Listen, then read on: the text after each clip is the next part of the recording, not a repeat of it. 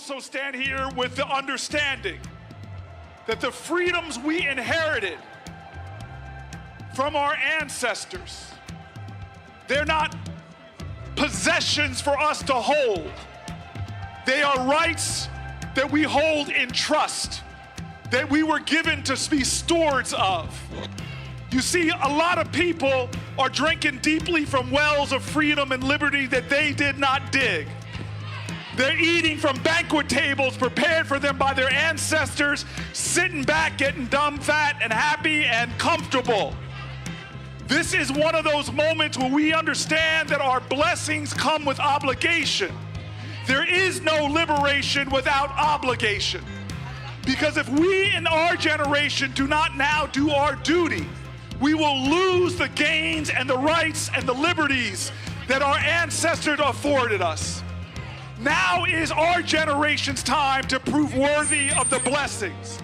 Now is our generation's time to respond to the assaults. I believe in America, and I believe that what we have before us is the same challenge that my grandfather's era had. And so I don't care if they're a Democrat that comes up here or a Republican that comes up here. Where do you stand in the fight for the soul of this country? Will you stand up for working people? This is not about party, it's about people. It's not about right or left, it's about right or wrong. And we now in our nation have to forego a party system that is not serving us and begin to get people that will stand up for what's right. Behold, here cometh the dreamer. Let us slay him and see what becomes of his dream. We honor King today, but the truth of the matter is we honor something deeper than that. Because the dream was not kings alone. It is the dreams of our ancestors. It's the dreams of a slave. It's the dreams of immigrants. It's a dream that was spoken of for all of our 250 years. It's the dream that they fought for in Selma. It's the dream that they fought for at Stonewall. It's the dream that they fought for at Seneca Falls. It's a dream that was denied. It was a dream that made the poet Langston Hughes write, there's a dream in this land with its back against the wall. To save the dream for one, we must save the dream for all. Fellow Democrats, welcome to the stage Harris County Commissioner Rodney Ellis.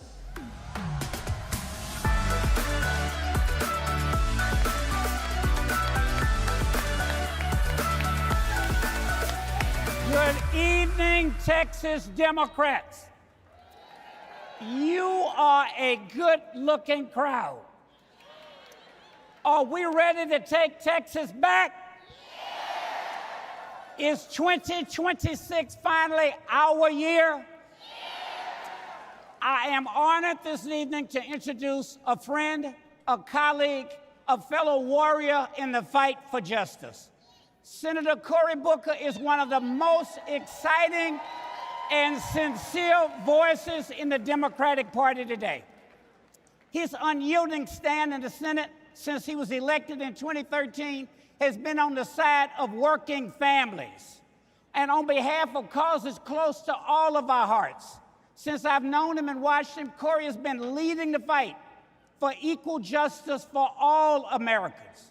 He's an original co-sponsor of the Equality Act to protect the rights of LGBTQ Americans. He has advocated to expand access to health care to every American. And he is committed to addressing climate change with an eye towards its impact on vulnerable communities. Cory Booker's landmark Environmental Justice Act strengthens legal protections against environmental injustice for communities of color, low-income communities, and indigenous communities. Since he was a young man, straight out of school, as a tenant lawyer, a city council member, a mayor, and now a United States Senator, Cory has spent his time bringing people together. to take care of the problems that we face. And what he's learned is that the support of a loving community can overcome even the most insurmountable challenges. His vision for our country is one in which we are measured by our ability to love and to come together to create a more fair and just nation for every American. In Texas, we are fortunate to have him here this evening, and he will be here in the fall. He will be helping Democrats win back the House and the U.S. Senate in 2026 and take our country back. Cory Booker's commitment to Texas in 2026 begins right here in Corpus Christi. Now look, I know he's got a lot to say, but I've warned him, let's not take 25 hours this time. Just 20 minutes. Would you please stand as he has stood for us and welcome United States Senator Cory Booker!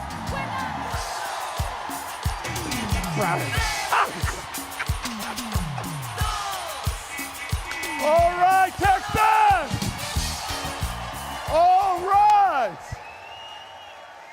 Oh my gosh! Yes! Oh, y'all lifted me up. This is America right here. All right, please sit down. Come on now. I want to talk to you all from my heart. Look, I have to tell you right now, all over this country, people are looking for hope. And we know the truth about hope. Real hope is scarred. Real hope is wounded. Real hope has to be resurrected day after day. Real hope is the conviction that despair will never have the last word. And here I'm in a state where I see what the powerful people in powerful places are trying to do. They're trying to beat you, unseat you, cheat you, and defeat you. But I see a room full of people that are saying with a chorus of conviction, no way, not today. I will not give up on my democracy. I will not give up on my nation. I am a Texan, and I'm going to show you fight like you have never seen before. When y'all invited me down here, I said, look, I may try to come down and inspire some folks, but you've been my inspiration. The whole country saw when they tried to do mid-decade redistricting. We saw the fight of the people from Texas. Folks who said, we are not going to let you do this without a fight. And it inspired state after state to rise up and follow your example. They wouldn't be working so hard to cheat you. They would not be working so hard to change the rules if they knew they could win a fair fight. But the history of Texas is a history of often when the fight wasn't fair, we rose up and won anyway. You see, you all have heroes from this state that have been inspiring people in every generation. Like Henry Gonzalez, who inspired me in my 25 hours because when they were trying to push legislation to continue desegregation in this state, he stood up and said, no, hell no, not on my watch. Barbara Jordan.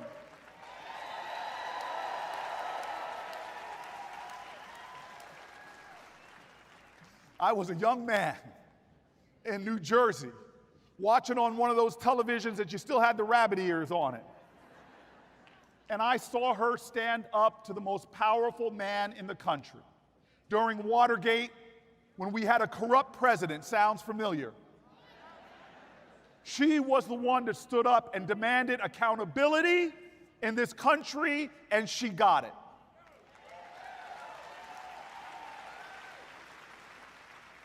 And there's one Texan that my mom and dad told me about.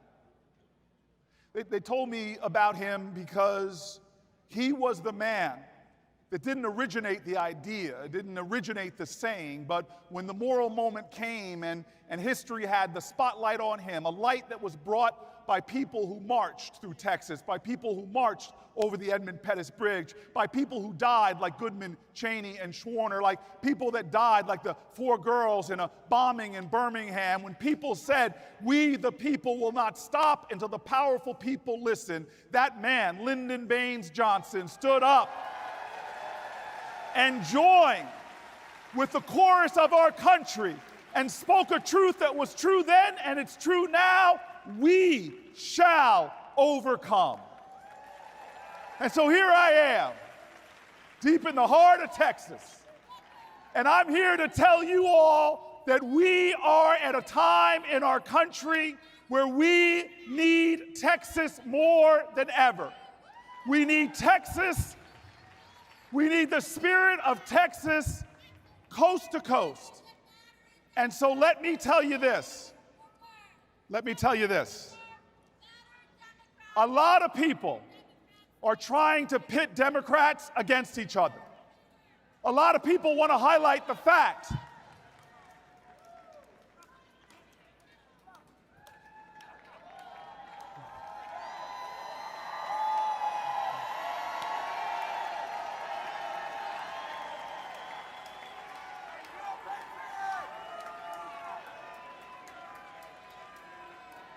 Let me tell you the difference between Democrats and Republicans right now.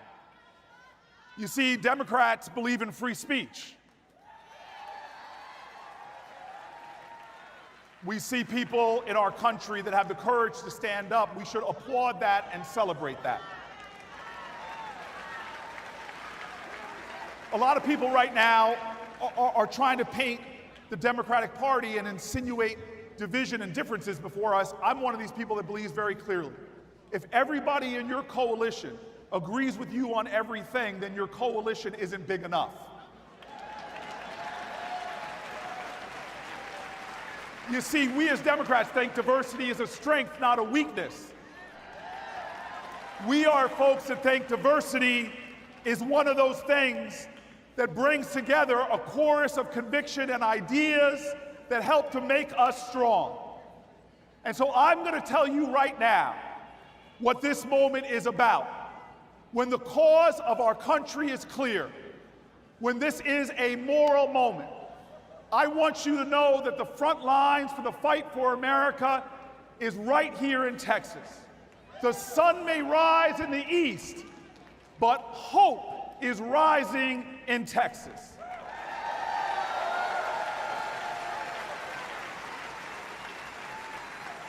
Now let me tell you what I mean, because I think the National Party needs to recognize why we should be investing so much more in Texas.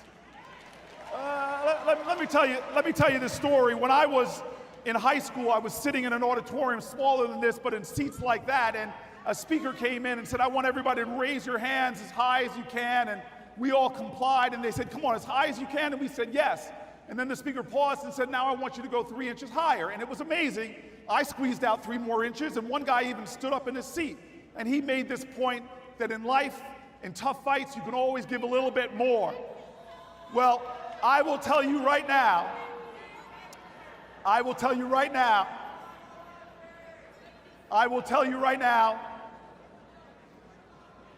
years later, I was a college student. I was a football player out in the Pac-10 at Stanford, and I will tell you that I decided to do the same thing with a group of kids. And you had these young kids all lining up. I asked them to do this exercise, and they refused. It was tired. It was the end of a day. So I decided to resort to a form of persuasion, often associated with people here on the Republican side that are running for Senate. I decided to resort to bribery. So I pulled out a $5 bill and said $5 to the kid that could raise his hand the highest. And amazingly, all the kids' hands shot up. They were capitalists at their heart. They did the cost-benefit analysis and raised their hands. Well, I was so inspired and feeling this sense of smug satisfaction until I saw the youngest of all the kids. He was short and a cross between Gary Coleman and Webster. He was so cute. And I went over to go just pat him on the shoulder saying, I know you can't compete, you can't get your hands the highest. But as I took a step over to him, he runs to run out the door. And I run after him and grab him from behind, and he's wiggling to let go. And he says, let me go, let me go. I go, Robert, what's wrong? I thought that he was running away from the exercise because he couldn't compete. And he's just saying, wiggling at me and says, let me go, let me go. And I go, why? And then with the wisdom that betrayed his age, he looks at me and he says, you said you'd give $5 to the kid that could raise his hand the highest. And I said, yeah. And he goes, well, I know a way to get to the roof. I gave him the $5.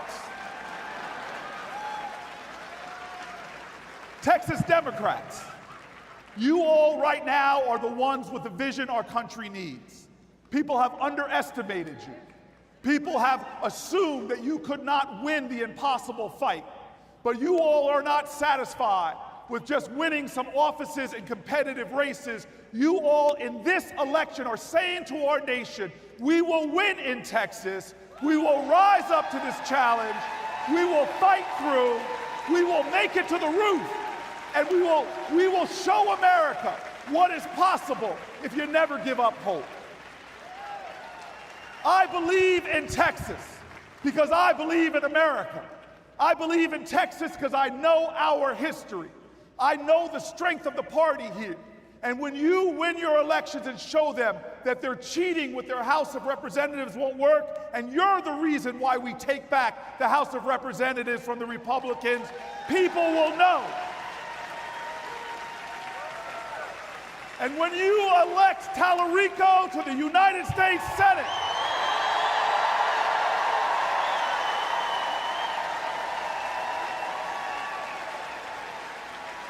when you elect Tallarico to the United States Senate, all of America will stand up and show their awe and their respect, because you won't just take Texas higher, you will take America higher.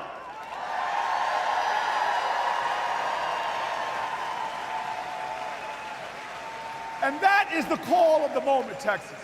There was a great poet that said it, you may write me down in history with your bitter, twisted lies. You may trod me in the very dirt, but still like dust, we rise. I call upon everyone in this room. They are now trying to tell us that we are powerless, that the odds are stacked against us, that we can't make a change. But American history is a perpetual testimony to the achievement of impossible things against impossible odds. We are all a people who our ancestors speak to that ideal.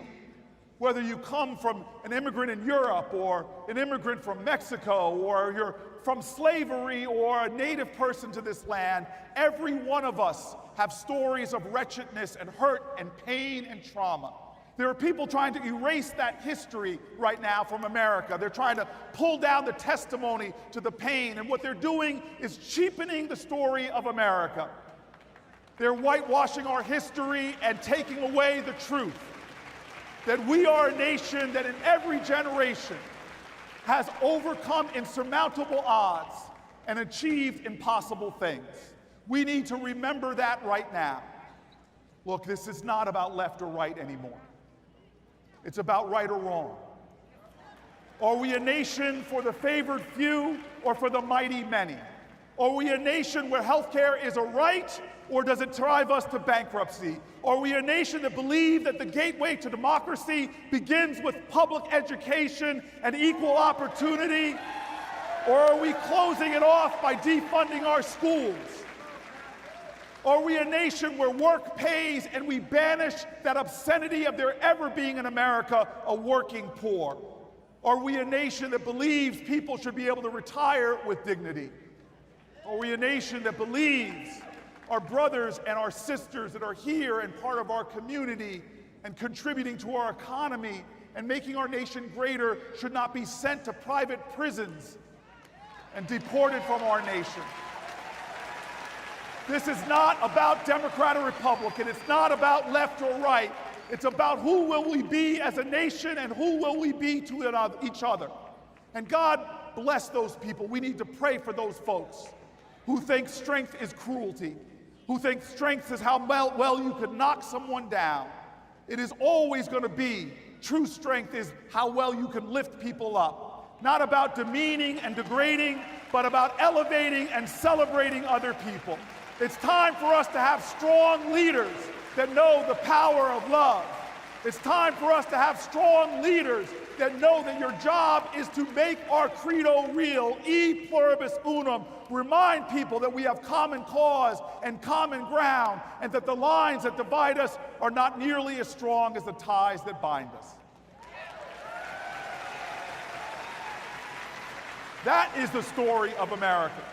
A democracy that was not born because we all prayed alike or because we all looked alike. We broke with the course of human events to put into this soil 250 years ago by imperfect geniuses. We said, let's create a nation of laws, a nation founded on common ideals, that the Declaration of Independence ends with the Declaration of Interdependence, that to make this nation work, we mutually pledge our lives, our fortunes, and our sacred honor. It's time that we return that honor to our politics. It's a time that we live our ideals and don't just speak about them. It's time that when we pledge allegiance to the flag, after our hand goes on our heart, we take our hand and reach out to our fellow man and fellow woman. Leadership is not a title or a position. Leadership is action and example. And this nation needs a master class from Texas now. This incredible diverse state holds the promise of America. What you do in the next 5 months will determine the destiny of America. And we can't wait for other people to do it. We are the heroes that we are looking for. Let me tell you right now, the history books too often get it wrong. We didn't get suffrage in this country because a bunch of men on the Senate floor said, hey fellas, bring it in, put your hands in, suffrage on 3, all right? No. We got it because people worked for it and marched for it. We didn't get abolition because a bunch of folks in Washington decided on it. We got it because a bunch of people came together, sometimes in fear, sometimes in barnyards. They plotted the greatest infrastructure project our country has ever known, the Underground Railroad. That's how we got free.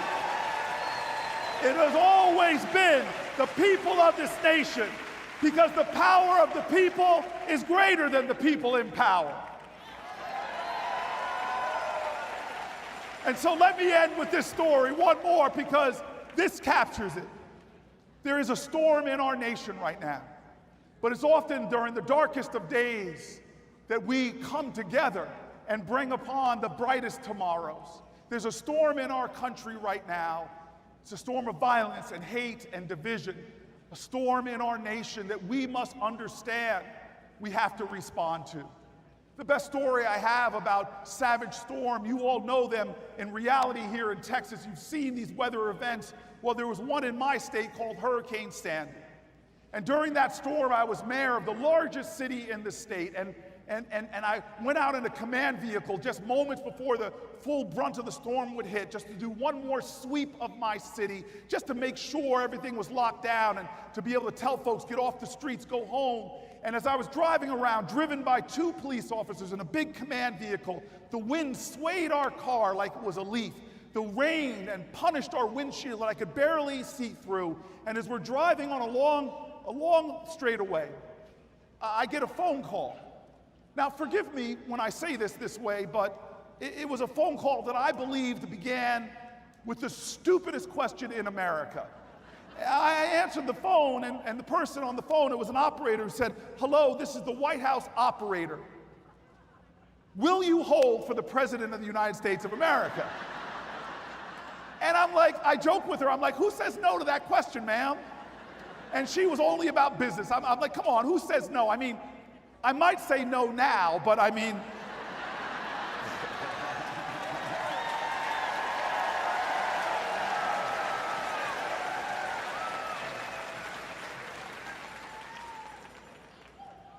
But this was 2012, y'all. I miss Obama.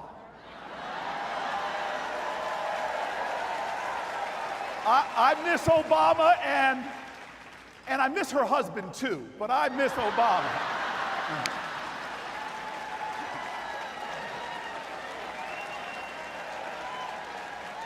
So I say yes. I say, ma'am, yes, I will hold for the President of the United States. And seconds later, I'm talking to my second favorite, Obama. And in the middle of this storm, the President of the United States from the Oval Office, with grace and decency and kindness, is just reaching out to me to check in on the people of the city of Newark. It was very encouraging, it was very moving, and very affirming to my spirit. He talked a little business about FEMA and that they were going to be there with a federal disaster response, but he wanted to know how my heart was and how the spirit of my city was enduring this trial. It was amazing. And I hung up the phone with him, and then my phone rings again. And I answer the phone. Now it's no operator, it's just a voice, and I recognize the voice. You guys have never heard of this person. It was the governor of my state, a man named Chris Christie. You guys have never heard of him. You never heard about him. But this is not a time for partisanship. His heart beats with American blood like my heart, and he was calling for the same reasons as the President of the United States, to check in on me, and we were affirming to each other. I was checking in on him. It was a great affirming conversation, and I hung up with him, and I took this deep breath. I said, that was an amazing American moment for me. But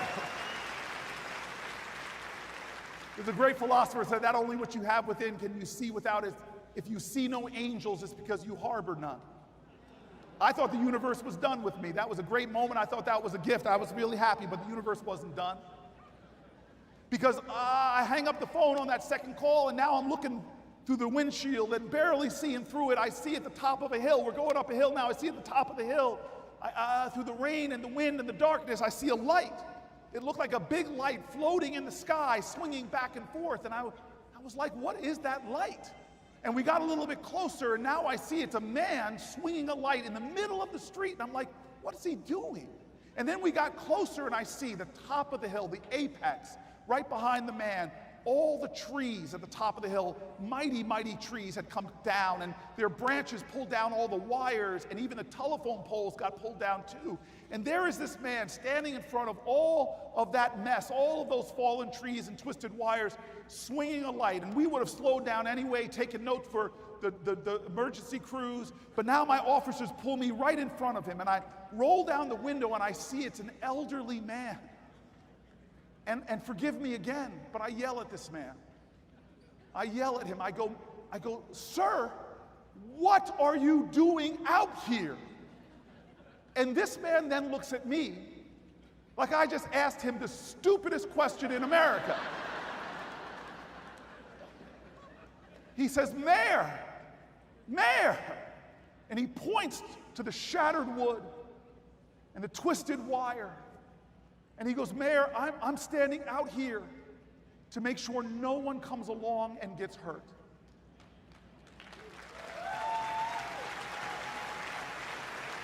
I had just talked to the President of the United States of America. I talked to the governor of my state. I'm the mayor of the largest city in my state, but I will never forget for the rest of my life that the greatness I saw best exhibited that night in the worst storm in a century in my state, the greatness best exhibited was not the people in offices on high.